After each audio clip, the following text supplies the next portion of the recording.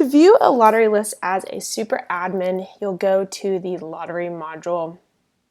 From here, you'll click on View Lottery Runs.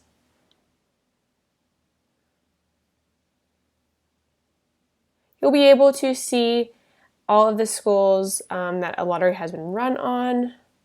For right now, I'm just going to click on one and click View.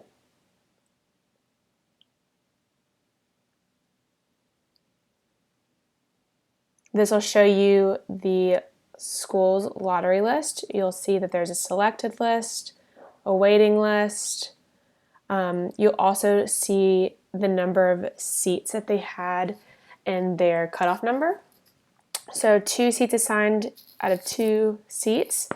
This 2 will show what the cutoff number was, so how many available seats. This number will show the number of students that are actually in that spot.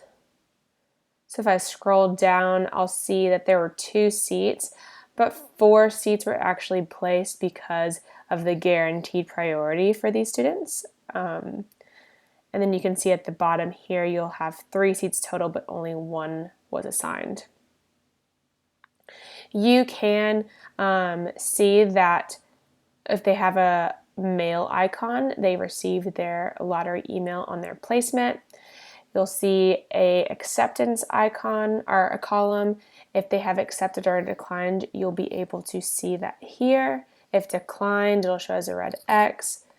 Accepted will show as a green check mark. The priority column will show what priority they received, as well as if you go scroll up, you'll see the legend of what priority they did receive up here. And the pool.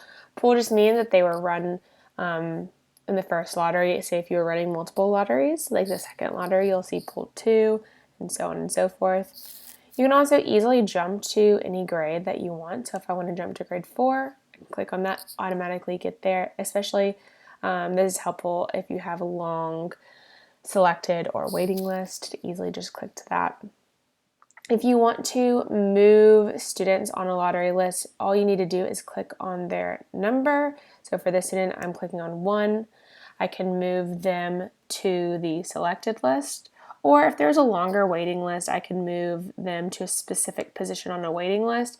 At this time, this is where I have the option to share their waiting list number by just clicking on that and selecting what student I'd like to share their waiting list number with on the lottery list, so 1, 2. This will show more numbers as there are more students on the waiting list. Also, you can update their offer status for them here and view their placement history if any administrator had manually moved them before, or you can move them to the selected list. It'll always prompt you to enter in a reason before you save. Once you save, the lottery list will refresh and then it'll show you that student on the selected list. Manually moving allows you to overplace students on lists, so you'll now see the 3 instead of 2, and now you'll see the student in green, which means that they were manually moved. You can also, if you have a large waiting list and need to make a bigger adjustment, you can always bulk move. Clicking on this, you'll be able to select how many students you'd like to move up from the waiting list to the selected list, and it can do it all at one time. So there's only 1 student, I can click on 1.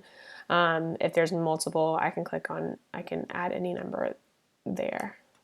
Once you click bulk move, it'll refresh again with that student on the selected list. See right here, you'll see that this student had declined their spot. There is a little talking icon. You'll see that they are declined because they accepted a seat at a different program.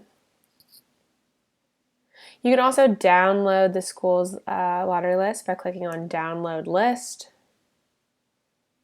This will bring up a pop-up box that you can select the specific students that you'd like to export. So I can select specific grades. If I just want maybe the selected list, maybe if I just wanted pending status, and you can keep that there. Hide names. This is if a school needed to post a list somewhere public. If you click on this checkbox, then it'll only show the student's ID number.